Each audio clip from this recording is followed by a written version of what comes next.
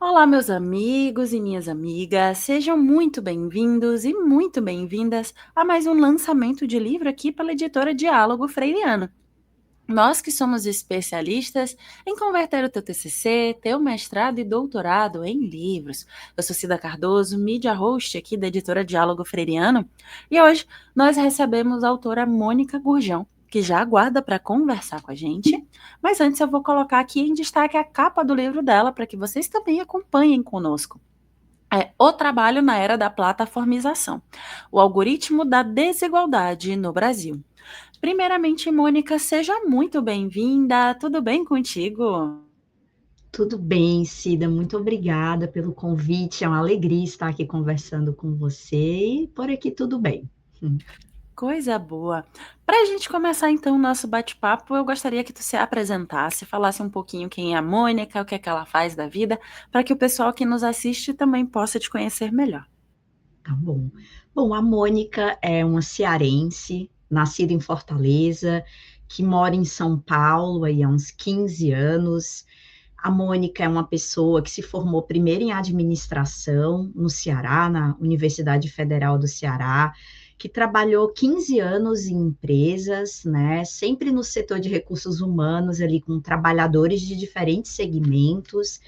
E aí a Mônica é alguém que decidiu ali em 2017, né, deixar tudo isso para buscar o que ela realmente queria, que era exercer a profissão de psicóloga, porque, né, nesse percurso eu fui cursando psicologia ali em paralelo, fazer um mestrado em psicologia social, que é assim a área que me encanta, que me brilha o olho, porque dentro da psicologia social eu fui estudar psicologia social do trabalho. E aí, depois, a Mônica é a pessoa que entra ali no doutorado, também no campo da psicologia social, muito implicada em pensar o mundo do trabalho, e é alguém que segue pensando, né, aí a questão do trabalho, e hoje muito no espaço também de pensar inteligência artificial, que é o que agora eu venho pesquisando aí no meu pós-doutorado, que eu ingressei recentemente. Então, a Mônica é uma pessoa apaixonada pelo mundo do trabalho e é também uma psicóloga que atua tanto no campo clínico quanto também como professora. Então, a Mônica é aí essa pessoa que faz tudo isso e que no seu tempo vago gosta de correr na rua e ficar com seus pets. Coisa boa. Agora que a gente já te conhece um pouco mais, também conhece um pouco mais da tua trajetória, como foi que tu encontrou a editora para poder dialogar sobre a tua obra? Olha, em 2025, né, ano passado, eu entrei, né, graças ao incentivo de algumas pessoas muito importantes, eu entrei numa missão de querer publicar a minha tese. Então, eu fui alimentando isso dentro de mim e fui procurando editoras, né? E aí, em algum momento, as pessoas ao redor foram participando dessa busca e enviando sugestões. E aí surge a Diálogo Freiriano. Alguém me encaminhou um post de vocês, de um concurso de teses e dissertações. E aí eu pensei, bom, eu vou mandar aí a minha tese, né? Na época ainda muito insegura, porque eu pensei, será que isso vai vingar? Será que é interessante, né? E aí depois eu tenho a grata surpresa de ter tido a tese escolhida aí para publicação e fico muito feliz, porque de alguma maneira vocês estão aí realizando um sonho que eu tinha, de poder revisitar a minha tese para publicar e nesse sentido até poder melhorá-la, né? Que quando a gente entrega, depois a gente lê e pensa, ah, tem coisas aqui para melhorar, e publicar com vocês foi essa belíssima oportunidade. Que bacana, bom saber. Às vezes a gente, o autor ele fica com medo, com receio, diz, nossa, será que vai? Será que não vai? Será que não vale a pena? Não sei o quê. E tá aí a Mônica que não nos deixa mentir, que além de fazer a sua publicação, ainda foi premiada por ela em um concurso aqui da editora. Então, o que que você está esperando para fazer a tua publicação? Vou colocar aqui em destaque a capa do livro da Mônica novamente. O trabalho na era da plataformização, o algoritmo da desigualdade no Brasil.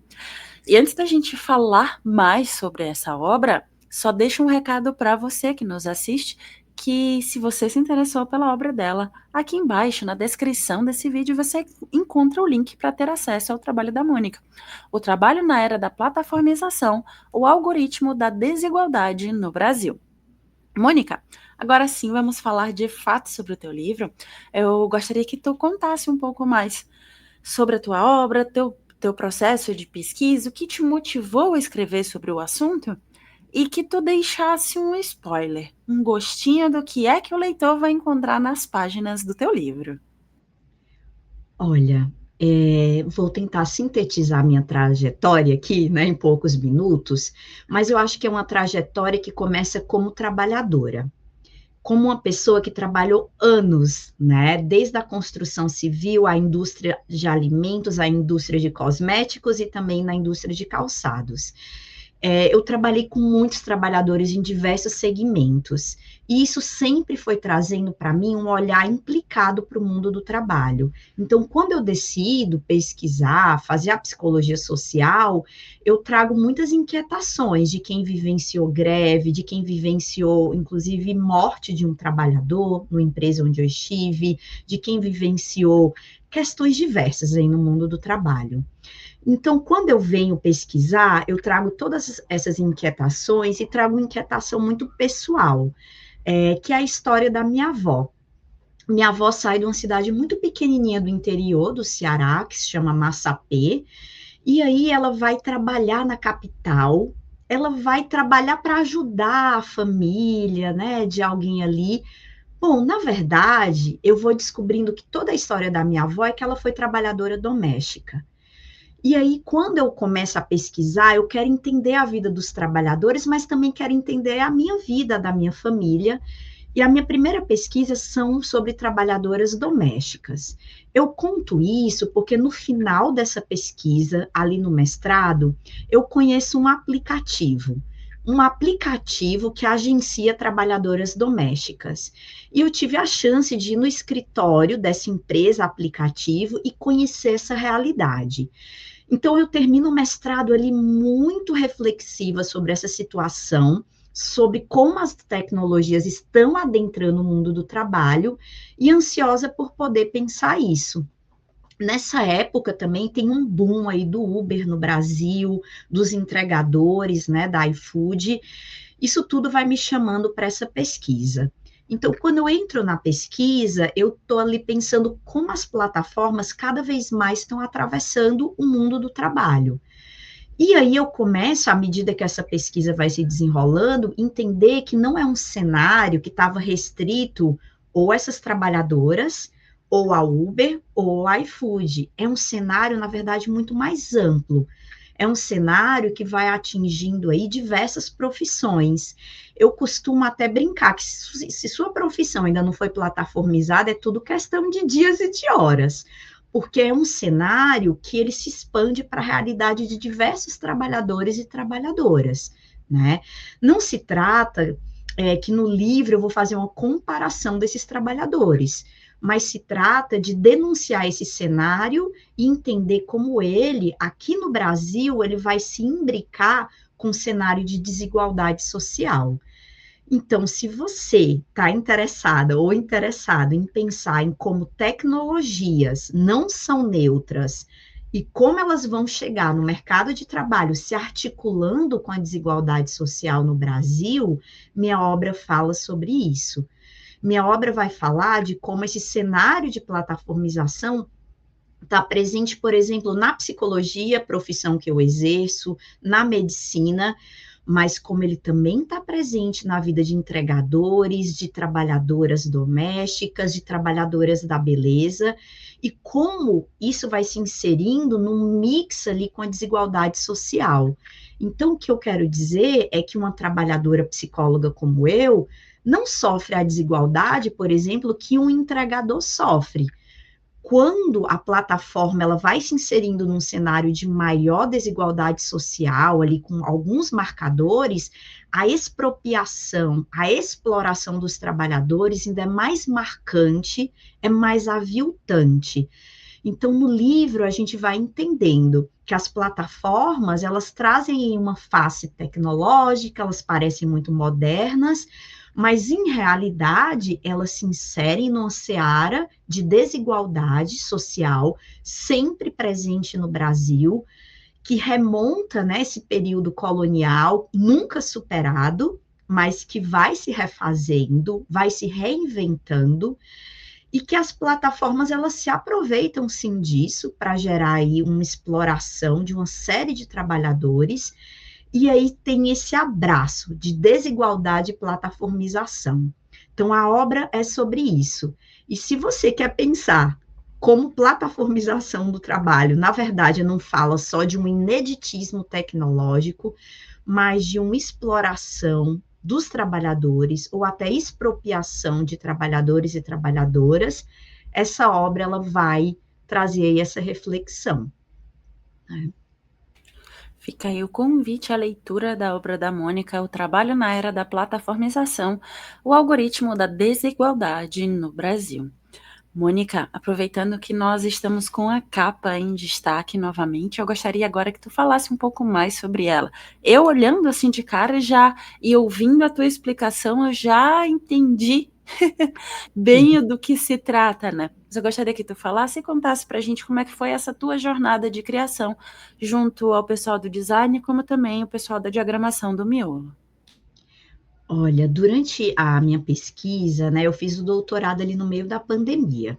E aí, durante a minha pesquisa, um dia eu tô no Instagram e aí eu me deparo com essa belíssima obra, né, que vocês estão vendo aí na capa, que é uma obra do Léo Marreco, né? Ele é um ilustrador e para mim essa obra fez muito sentido, de maneira que eu salvei, né, essa ilustração, a arte que eu vi no Instagram dele.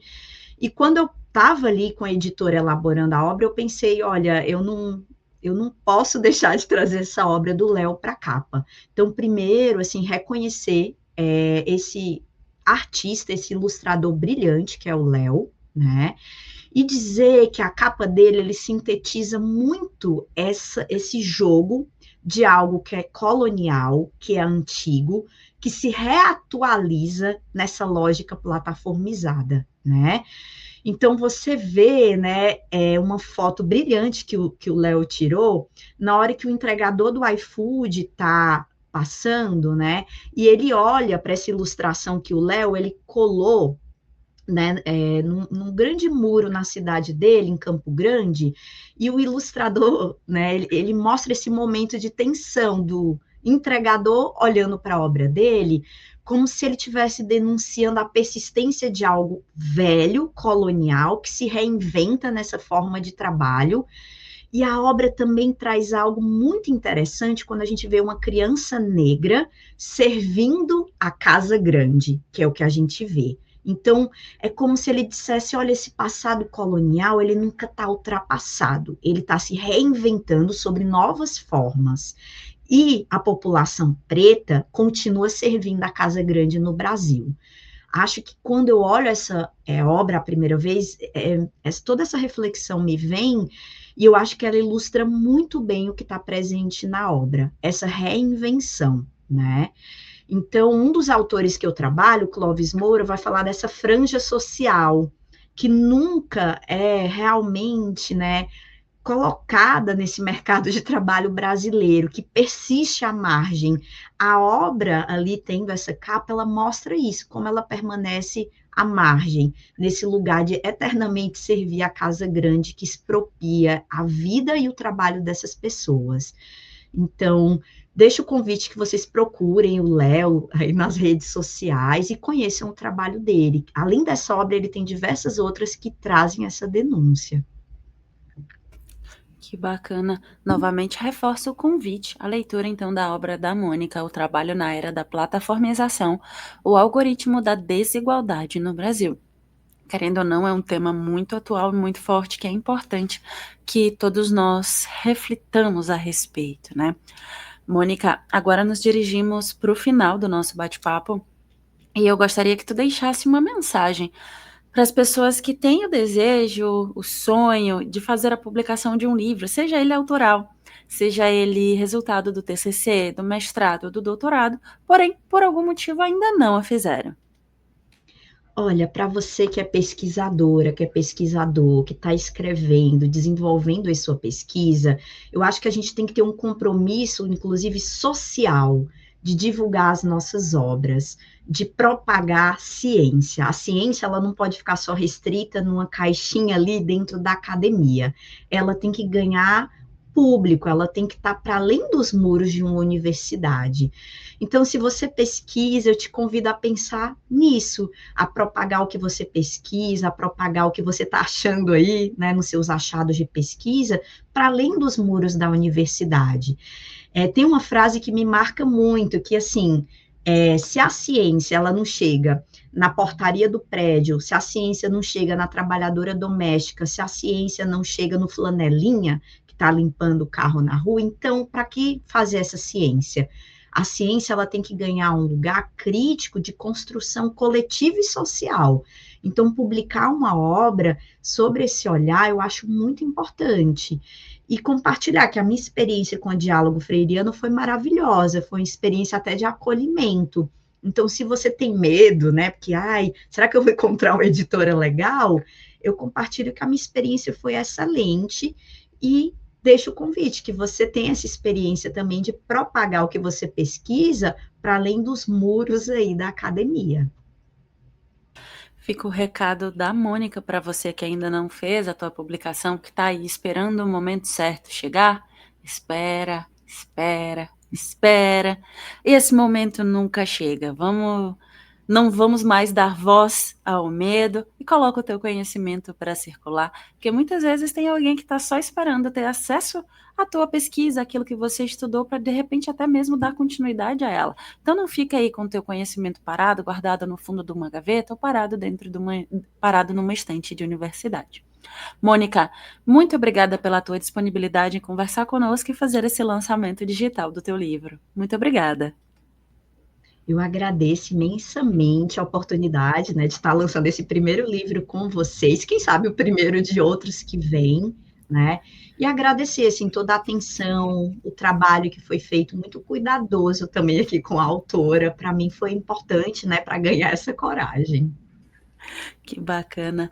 Ah, a você que nos assistiu até aqui também deixo o nosso muito obrigada e aproveito para fazer um convite para que você venha nos conhecer melhor através das nossas redes sociais, nosso Instagram, Facebook, LinkedIn e também aqui o nosso canal no YouTube, onde temos diversas entrevistas com os mais variados autores e assuntos. De repente, um desses assuntos é o assunto do teu interesse, que pode colaborar com a tua pesquisa e, por que não, com a tua vida também. Não esqueça, conte conosco. Até a próxima. Tchau, tchau.